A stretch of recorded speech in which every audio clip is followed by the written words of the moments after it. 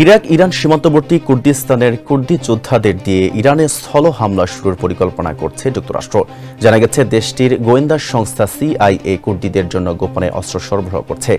সংবাদ মাধ্যম সিএনএনকে মঙ্গলবার জানিয়েছে, ইরাকে অবস্থানরত কুর্দি নেতাদের সঙ্গে এ ব্যাপারে যুক্তরাষ্ট্রের আলোচনা চলছে। সাথে ইরানে স্থল হামলা চালাতে তাদের অস্ত্র দেওয়ার ব্যাপারেও কথা হচ্ছে।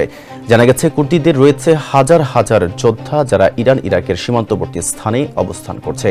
বিশেষ করে ইরাকের কুর্দিস্তান তাদের মূল ঘাঁটি। এমন অবস্থায় ইরানের ইসলামিক বিপ্লবী গার্ড কুর্দিদের অবস্থান লক্ষ্য করে তাদের ওপর কয়েক ডজন ড্রোন হামলা চালিয়েছে, যেন তারা কোনো ধরনের অভিযান শুরু করতে না পারে।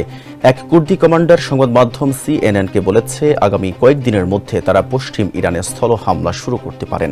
আরেকটি সূত্র জানিয়েছে, তাদের প্রাথমিক লক্ষ্য ইরানের নিরাপত্তা বাহিনীর সদস্যদের হত্যা করা, যেন ইরানের বড় বড় শহরের বেসামরিক মানুষ রাস্তায় নেমে সরকার বিরোধী বিক্ষোভ শুরু করতে পারেন। তবে এ ধরনের অভিযান চালাতে ইরানের কুর্দিদের ইরাকের কুর্দিদের সহায়তা প্রয়োজন হবে। যুক্তরাষ্ট্রের এক কর্মকর্তা বলেছেন, কুর্দিদের দ্বারা বিশৃঙ্খলা তৈরি করে ইরানে সরকার পতনের ক্ষেত্র তৈরি করা তাদের পরিকল্পনায় রয়েছে।